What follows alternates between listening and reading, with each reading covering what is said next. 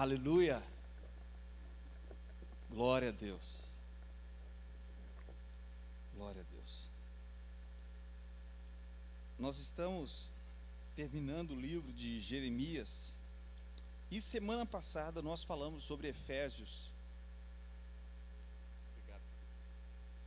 Efésios capítulo 6, falamos sobre batalha espiritual. Falamos sobre batalha espiritual. E é interessante que as coisas que acontecem no Antigo Testamento, elas são sombras, são espelhos das coisas do Novo Testamento, amém? Glória a Deus. Então as coisas do Antigo Testamento, elas são sombras, são espelhos das coisas que acontecem no Novo Testamento. Em Jeremias, nós temos aqui um relato de uma tragédia muito grande que aconteceu debaixo do reinado do rei Zedequias. Debaixo desse reinado do rei Zedequias. Aleluia. Está aqui no capítulo 39, fala da queda de Jerusalém. Capítulo 39, vamos abrir rapidamente sua Bíblia. Jeremias 39.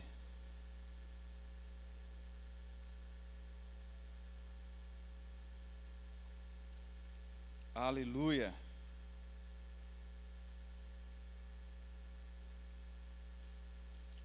Diz assim, eu vou ler a partir do versículo 5. O exército da Babilônia perseguiu e alcançou Zedequias da planície de Jericó, e eles capturaram e levaram a Nabucodonosor, rei da Babilônia, em Ribla, na terra de Amate, que o sentenciou. Em Ribla, o rei da Babilônia mandou executar os filhos de Zedequias diante dos seus olhos. Também matou todos os nobres de Judá, mandou furar os olhos de Zedequias e prendê-lo com corrente de bronze para levá-lo para Babilônia. Os babilônios incendiaram o palácio real e a casa do povo e derrubaram os muros de Jerusalém. Nebuzaradã, comandante da guarda imperial, deportou para a Babilônia o povo que restou na cidade, junto com aqueles que tinham se rendido a ele. E o restante dos artesãos, somente alguns dos mais nobres do povo, mais pobres do povo, que nada tinham, Nebuzaradã deixou para trás em Judá. E naquela ocasião lhes deu vinha e campos. Aleluia. Assim, de forma bem resumida aqui, Jeremias ele fala de como o exército da Babilônia ele invadiu a cidade, ele penetrou no muro, aquele muro que era impenetrável. A gente vai compreender como é que eles entraram então no muro que é impenetrável, e como eles não apenas mataram os filhos de Zedequias, mas também furaram seus olhos. Pai, em nome de Jesus, nós te pedimos que abra os olhos do nosso entendimento, para que possamos compreender a tua palavra nesta noite, para o louvor da tua glória. Amém e amém. Então, como nós falamos semana passada sobre batalha espiritual, queridos, o Antigo Testamento ele é uma sombra das batalhas que nós enfrentamos hoje. E se nós olharmos para trás um pouquinho, quando o reinado começou em Israel, todo Israel estava debaixo de um comando único. Não havia divisão de reinos. Para você que lê a história de Israel, você sabe que mais tarde a nação se dividiu. Está com muito eco, muito retorno. Cadê Carlos Alberto? Tem que tirar esse retorno. Então a nação se dividiu em duas nações, o reino do norte e o reino do sul. Mas quando eles eram apenas uma nação, eles estavam debaixo do comando de um rei. E esse rei era o rei Davi. Queridos, a Bíblia diz que Davi nunca perdeu uma batalha. Não importa quem eram os inimigos, Davi ele sempre vencia as batalhas. Não é maravilhoso você saber que por onde você vai o Senhor te dá vitória? E é justamente isso que a palavra de Deus nos diz acerca de Davi. Por onde ele ia, por onde ele andava, Deus dava vitórias a Davi. Não importa se eram os filisteus, se eram os amonitas, moabitas, se eram os sírios, porque até aquelas nações vizinhas a Davi, eles alugavam outras nações mais distantes para lutarem contra Davi. Eles juntavam forças para lutarem contra Davi, mas eles não prevaleciam. Eles não prevaleciam, ainda que eles intentassem contra o rei Davi, mas Davi conseguia avançar sobre eles e conseguia ter vitórias. E qual era o segredo de Davi? Davi, ele sempre consultava Deus. Davi era um homem segundo o coração de Deus. E Davi implantou algo que Deus não pediu para ele. Davi implantou no templo algo que é tremendo, maravilhoso. E o que foi que Davi fez, pastor? Ele ordenou que 4.000 homens, 4.000, eu estou falando 4.000, é muita gente, 4.000 homens deveriam estar constantemente, a todo momento, dando louvores a Deus. 4.000 homens que estariam a todo momento diante da arca do Senhor, dizendo: o Senhor é bom, sua misericórdia dura para sempre. Eles estariam profetizando com a harpa, eles estariam profetizando com instrumentos, eles estariam dando louvores ao Senhor. Aleluia! E Deus estava sendo entronizado através desse ministério que Davi propôs realizar para agradar a Deus. Você sabe que Deus se agrada dos sacrifícios de louvor, principalmente quando procede de um coração puro, de um coração que quer realmente exaltar a Deus, de um coração que é condizente, de uma boca que é condizente com a atitude. E Davi, então, ele era vencedor em todas as áreas. Mas as coisas mudaram um pouco. Após a morte de Davi, Salomão assume o reino, faz algumas bobagens, não ouve a Deus. Duas coisas que Deus disse para Salomão: Salomão, você não pode multiplicar muito ouro. Salomão multiplicou ouro. Salomão, você não pode multiplicar cavalos. Ele multiplicou cavalos. Ainda tem uma terceira coisa. Deus disse para que não multiplicasse também, para que não casasse também com mulheres de outras nações, nações pagãs. E ele fez justamente isso e multiplicou o número de mulheres que ele tinha. As coisas que pareciam não ser tão graves já foram o início do fim. O início do fim. Porque tem coisas, querido, que parece que não são tão graves na nossa vida. Mas a Bíblia diz em Cantares que são as raposinhas que destroem a vinha. São as pequenas coisas que destroem. Nós falamos aqui há um tempo atrás sobre não desprezarmos as pequenas coisas, não desprezarmos os pequenos começos, tanto do lado positivo quanto do lado negativo. Nós precisamos entender que coisas ruins acontecem, às vezes com uma semente pequenininha quando é plantada, assim como coisas boas também acontecem dessa forma. E se nós não tivermos a ação energética de matar aquela raiz de maldição, destruir aquela raiz de rebelião, nós podemos no futuro colher algo terrível. E foi o que aconteceu com os reis de Israel. Houve a divisão, depois da morte de Roboão, você sabe, veio a divisão. Aliás, depois da morte de Salomão veio a divisão, Roboão assume, e agora o reino está dividido, reino do norte e reino do sul. E o que acontece? O reino do norte, eles começam a adorar outros deuses, e o reino do sul segue o mesmo exemplo.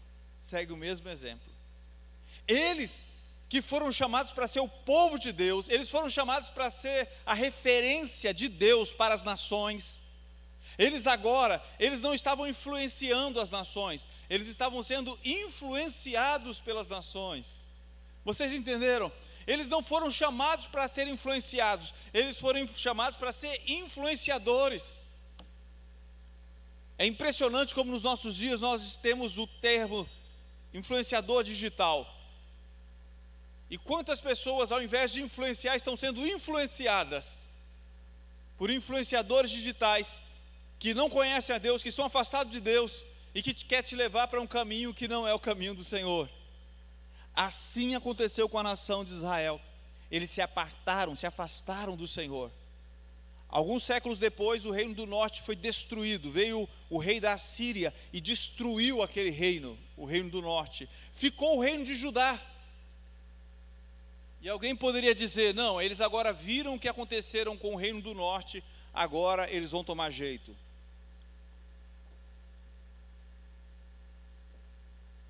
Queridos, a Bíblia diz que aquele povo, o reino de Judá, fez pior do que o reino do norte. Depois de verem o que aconteceu com eles, eles não se arrependeram, pelo contrário, eles aumentaram a sua idolatria. Agora, não apenas dentro do templo do Senhor, mas nas ruas está espalhada a idolatria. Cada um está adorando os seus deuses. Eles estão extorquindo as pessoas, eles estão roubando, eles estão matando, eles estão adulterando. Eles estão indo para os montes e adorando os ídolos dos montes. Havia uma entidade naquela época chamada Rainha dos Céus. Rainha dos Céus, é interessante que até hoje tem essa entidade com esse nome, chamada Rainha dos Céus. E o que faziam? As mulheres faziam bolos e faziam oferendas à Rainha dos Céus. Eram as oferendas, que ainda hoje são feitas oferendas nas encruzilhadas, nas matas virgens, nas cachoeiras. E naquela época não era diferente, eles faziam a mesma coisa, eles faziam as suas oferendas. E eles pensavam, a situação está difícil, então vamos fazer mais oferendas aos nossos guias, aos nossos deuses, aos nossos protetores. E Jeremias abria a boca para dizer, ei, é por causa dessas coisas que vocês estão sendo destruídos. Eles pensavam que era por falta de veneração aos seus deuses. Eles pensavam que é porque eles não estavam adorando como deviam adorar os deuses. Mas Jeremias abriu a boca e disse, esses deuses que vocês estão adorando é a causa da destruição de vocês. É a causa da destruição. Pastor, o que é que o senhor está falando? Eu estou falando de brechas que nós abrimos e que faz com que o inimigo, ele entre dentro da cidade, ele entre dentro da área que Deus nos deu como proteção, para proteção. Jerusalém era uma cidade murada, queridos. Os muros eram intransponíveis. Tanto é que quando o maior exército da época, o exército da Babilônia, quando eles cercam a cidade de Jerusalém, eles não conseguem entrar na cidade. Eles não conseguem, apesar deles estarem ali tudo encurralado dentro da cidade, mas o exército da Babilônia não entra. Por que não entra? Por que não entra? Porque tem uma proteção. Porque tem uma muralha protegendo eles, uma muralha intransponível. Não é interessante? Que por mais que Satanás te odeie, por mais que Satanás tente destruir, ele não consegue porque tem uma muralha ao seu redor, tem uma proteção ao seu redor. Ou você acha que se o diabo pudesse, ele não mataria você, ele não destruiria você? Pastor, e por que ele não faz? Porque tem uma proteção ao nosso redor, tem uma muralha ao nosso redor. O Senhor é a nossa proteção, Ele é a nossa muralha. Aleluia! Mas os estrategistas, pessoal que trabalha com guerra, batalha, estratégias de guerra, você já ouviu falar que a melhor defesa é o ataque? Só que, Ricardo, eles não atacavam, eles estavam apenas na defensiva. Eles estavam apenas na defensiva, eles estavam lá dentro. E quando você fica apenas na defensiva, só levando soco, só apanhando, só na defensiva, chega um momento que você cansa. Chegou um momento em que os recursos acabaram. O pão tinha acabado, o alimento tinha acabado, o desespero estava batendo a porta. As pessoas estavam praticando coisas terríveis, até mesmo canibalismo. Dentro da cidade, depois de 3 anos de cerco, 3 anos de cerco, que situação terrível. Sabe o que acontece? Agora, o próprio rei manda fazer uma brecha no muro. Eu falei para vocês que a brecha pelo lado de fora, o muro pelo lado de fora, era intransponível. E quem poderia fazer uma brecha? Quem estava dentro. A brecha quem faz é você. A brecha quem faz não são os seus inimigos, não são os seus adversários que faz a brecha. Quem mandou fazer a brecha foi o rei Zedequias, porque ele colocou no coração dele, eu vou fugir, vamos fazer uma brecha, a gente sai de noite e foge. Ele não entendeu que a salvação dele não estava em fazer brecha e fugir, porque a mesma brecha que ele estava abrindo para fugir, era a brecha que os inimigos iam entrar por ela. Tem gente que tenta fazer a coisa errada, pensando que vai ter saída. E ele não entende que é por essa brecha que o inimigo vai entrar, e vai entrar com tudo, com 3 propósitos: matar, roubar e destruir. Porque é para isso que o diabo vem: matar, roubar e destruir. Então, quando os Edequias com seus soldados, eles fazem a brecha, eles tentam correr, os soldados da Babilônia, eles aproveitam, eles entram, e agora que eles estão do lado de dentro, eles podem abrir as portas e invadir a cidade. E eles tomaram a cidade, tocaram fogo na cidade, incendiaram a cidade, queimaram o templo, levaram as pessoas cativas.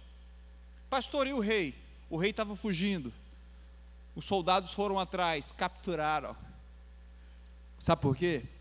Porque o Senhor já tinha falado através de Moisés: o teu pecado vai te achar, o teu pecado vai te achar, não adianta você correr, Zedequias, o teu pecado vai te achar. E foi exatamente isso que aconteceu. Ele foi capturado e foi levado até a presença de Nabucodonosor, e não apenas ele, mas também os filhos dele. A última visão de Zedequias, a última visão, o rei Nabucodonosor manda: matem todos os seus filhos, e todos os seus filhos são mortos diante dos seus olhos. E por último, eles agora furem os olhos dele, e ele teve seus olhos furados. Pastor, o que é isso? Você entende, queridos, que Eli, o sacerdote de Deus, do tempo de Samuel, ele era cego, ele já não enxergava. O sacerdote cego, ele não conseguia enxergar o que acontecia dentro da sua casa. Aquela cegueira era algo que representava a situação dele. E agora nós temos Edequias, da mesma forma, um homem que teve seus olhos perfurados, porque ele já não enxergava mais nada. Ele não enxergava as advertências que Jeremias falava para ele, aquilo que era falado para ele. Quando ele perdeu os seus olhos, ele estava sendo apenas representada a situação espiritual dele. Ele já não enxergava mais nada. Ele já não enxergava, ele agora está literalmente cego, mas antes ele já estava cego espiritualmente. E quando mais à frente, Nebuzaradã, o oficial da Babilônia, chega para Jeremias, depois de capturar Jeremias, eu não vou ler, depois você pode ler em casa. Ele diz: o Senhor fez isso porque vocês abandonaram ao Senhor e serviram a outros deuses. Eu achei incrível. Sabe por que eu achei incrível? Porque é um homem que não teme a Deus, é um homem que não conhece a Deus, é um homem idólatra. Mas Nebuzaradã é um homem que ele tem discernimento que Zedequias não tinha. Queridos, a coisa mais terrível que pode acontecer é quando as pessoas do mundo, elas conseguem enxergar mais do que você que está dentro da igreja, ou mais do que você que conhece a palavra de Deus. E aquele homem chega para Jeremias e diz para ele: ei, isso aconteceu com vocês porque vocês abandonaram ao Senhor, vocês deixaram a Deus, não ouviram seus profetas, por isso Deus os abandonou. Eu falei para vocês no começo que Davi, ele nunca perdeu uma batalha, mas porque a confiança de Davi estava em Deus. A confiança de Davi estava em Deus. Pastor, e Judá, esse reino que o senhor está falando, sobre quem estava a sua confiança? Eles confiavam no Egito. A Simone até comentou do cativeiro do Egito, mas tem algo a mais, Simone, sabe o que é? É que o Egito era a confiança de Judá. Judá se apoiava no poderio militar do Egito.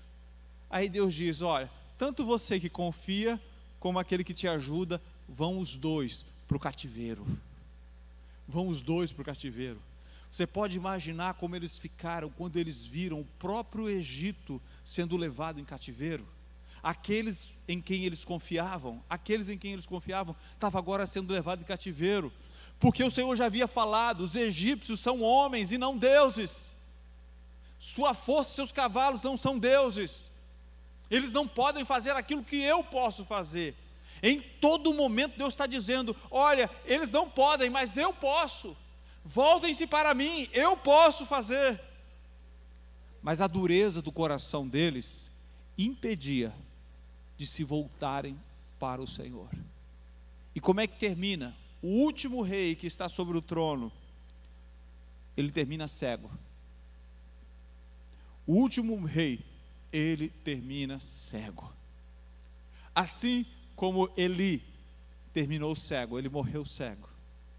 Nós temos outra pessoa cega na Bíblia, o apóstolo Paulo. Ele era um perseguidor da igreja, ele não entendia, aquela cegueira representava a sua situação, até que os seus olhos foram abertos. Queridos, na batalha espiritual, nós precisamos pedir ao Senhor: Senhor, abre os meus olhos, eu quero ver. Eu não quero ter a cegueira de Zedequias, eu não quero ter a cegueira de Eli, eu não quero ter a cegueira de Saulo. Eu quero que o Senhor abra os meus olhos, para que eu possa enxergar. E quando isso acontece, queridos, nós podemos nos voltar para o Senhor e receber dele a cura que nós precisamos. Porque a pior coisa que pode acontecer é nós não enxergarmos a nossa situação espiritual. E aquele povo, eles não enxergavam. Qual o motivo deles perderem as batalhas? Qual o motivo do rei Nabucodonosor ter invadido a cidade? Não é por causa do poderio, porque o Senhor disse: mesmo que vocês lutem contra a Babilônia, eu farei com que as armas de vocês se voltem contra vocês. Deus estava dizendo: não vai adiantar, tudo que você fizer não vai dar certo, porque eu mesmo vou estar lutando contra vocês, não vai dar certo. Pastor, mas por que Deus faz isso? Queridos, Deus faz isso porque Ele quer que você se volte para Ele. Se você é filho, Ele vai lidar com você como filho. Ele não vai tratar você como uma pessoa estranha. Ele vai disciplinar você, Ele vai corrigir você, Ele vai chamar você. E por fim, mesmo quando eles são levados para o cativeiro, o Senhor diz: eu vou corrigir você com medida. Eu não vou corrigir você para matar você, eu não vou corrigir você para destruir você, eu vou corrigir para que você se volte para mim. Aleluia. Nós estamos dizendo nessa noite, é claro que nem sempre, mas muitas vezes, a queda ou a derrota que nós enfrentamos é porque nós perdemos a visão espiritual e nós estamos nos apoiando em outros e estamos esquecendo do Senhor. Estamos levantando altares nas ruas, no nosso coração, ao invés de adorar ao Deus vivo e verdadeiro. Qual era a estratégia de Davi? Adoração ao Senhor, 24 horas por dia. Adoração ao Senhor, focado no Senhor 24 horas por dia. Aleluia. Porque quando você foca em Deus, quando você olha para Deus, Ele cresce. Não é assim na nossa vida? Não é assim? Tudo que você foca, você desenvolve. Se alguém aqui quer ser um desenhista, foque em desenho por 30 dias e você vai ver como você melhora, como você vai aprender a desenhar. Não é assim, Nicole, Nayane? A gente aprende quando a gente está focado em algo. Davi colocou o seu foco, era o Senhor, 24 horas, adoração ao Senhor. Ele decidiu colocar a sua confiança. Davi nunca recorreu ao Egito para salvá-lo. Ele sempre recorria ao Senhor. E a Bíblia diz que Deus dava vitória a Davi por onde quer que ele andava. Aleluia. Eu quero terminar dizendo para você o seguinte: Jerusalém não foi invadida por causa do poder de Babilônia. Guarda isso no teu coração. Não foi o poder de Babilônia que invadiu Jerusalém. Foram os próprios pecados de Jerusalém que fez com que o exército de Babilônia invadisse a cidade. É por isso que nós não precisamos temer o inimigo. Sabe quem você tem que temer? Tema a Deus. Tema a Deus. Porque com Deus nós somos mais do que vencedores. Com o Senhor nós podemos todas as coisas naquele que nos fortalece. Com o Senhor eu tenho certeza que mesmo aquele exército fraco que Zedequias tinha, ele poderia ser vencedor, ele poderia ter vencido a batalha, porque o Senhor era com eles. Aleluias. A história recente de Israel, na Guerra dos 6 Dias, você pode procurar no YouTube, a Guerra dos 6 Dias, A nação tinha pouco tempo que tinha sido criada, fundada, a nação de Israel. Eu estou falando de 1948, tem o quê? 52, 72 anos. Há pouco tempo atrás, 72 anos atrás. Na Batalha dos 6 Dias, logo depois da criação do Estado, conta-se a história de um soldado israelense, cercado por todos os lados, por nações inimigas.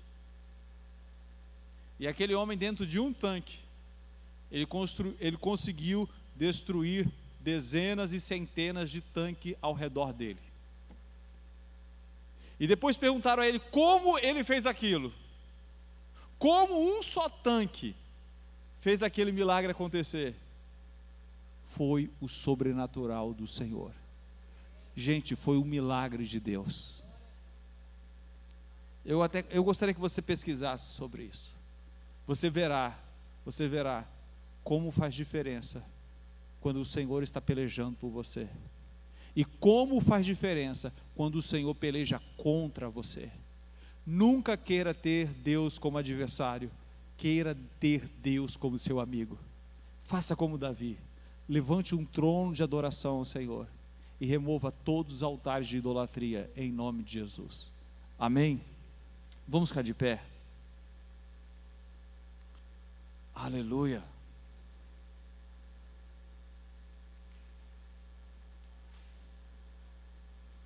Aleluia. Não, precisa não, louvor. Pode deixar. Eu quero apenas que vocês fechem os olhos. Vamos orar. Pai, em nome de Jesus. Nós sabemos que o que derrotou Jerusalém não foram os exércitos inimigos, não foi a força de Babilônia, foram os seus próprios pecados, foram os seus próprios erros. Senhor, o que nos derrota não é o mundo, não é o diabo, mas é os nossos próprios erros. O que nos faz fracos, Senhor, não é a oposição do mundo, não é a oposição do diabo, não é a oposição do inimigo, mas são as nossas próprias fraquezas, nossos próprios erros. Por isso nós te pedimos, perdoa-nos e nos leva, Senhor, a viver um arrependimento genuíno para o louvor da tua glória. Assim como Davi, Senhor, tinha como estratégia de guerra um altar de adoração ao Senhor, nós oramos para que cada vida nesse lugar, cada pessoa nesse lugar, levante um altar de adoração. Pai, nós queremos ter o Senhor do nosso lado, nós queremos ter o Senhor como aquele que é a nossa defesa, é aquele que é a nossa proteção, aquele que nos guarda, aquele que é a nossa força para a batalha. Senhor, em nome de Jesus, a nossa confiança não está no Egito, a nossa confiança não está no mundo, a nossa confiança não está nas coisas, mas está no Senhor. O Senhor é a nossa força, o Senhor é a nossa salvação. Por isso, Senhor, nós declaramos, seja removido, seja destruído todo o altar de adoração aos outros ídolos, aos falsos deuses, tudo aquilo que rouba a adoração que é devida ao teu nome, Pai, em nome de Jesus, para o louvor da tua glória, em nome de Jesus, nós te damos toda a honra, glória e louvor, Senhor. Amém e amém. Aleluia. Aleluia, aleluia, glória a Deus, glória a Deus. Libera o violão.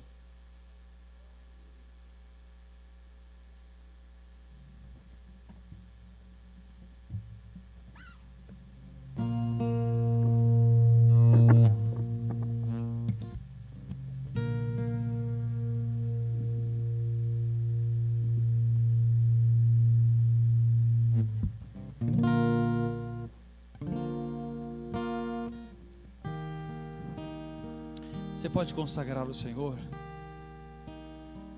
Se eu diz sua oferta nesse momento, enquanto você declara isso. Sonda-me, Senhor, e me conhece. Quebranta o meu coração. Transforma-me conforme a tua palavra e enche-me até que em mim se ache só a ti. Então, usa-me, Senhor, usa-me, Senhor, usa-me como um farol que brilha à noite, como ponte sobre as águas, como abrigo no deserto, como flecha que acerta o alvo.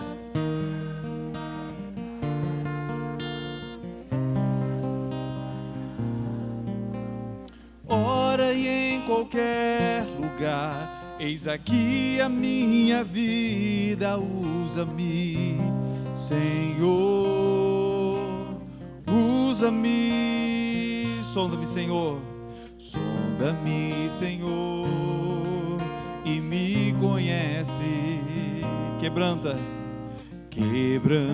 o meu coração, transforma-me conforme a tua palavra e enche-me até que em mim se ache só a ti. Então,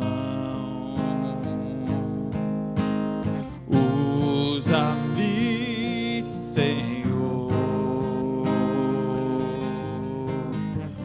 usa-me como um farol que brilha à noite, como ponte sobre as águas, como abrigo no deserto, como flecha que acerta o alvo. Eu quero ser usado da maneira que te agrada, em qualquer hora e em qualquer lugar. Eis aqui a minha vida, usa-me, Senhor, usa-me, sonda-me, quebranta-me, transforma-me, enche-me, sonda-me, quebranta-me, transforma-me, enche-me e usa-me, Senhor, e usa-me. Que o Senhor te abençoe e te guarde. Que o Senhor faça resplandecer seu rosto sobre ti e tenha misericórdia de ti.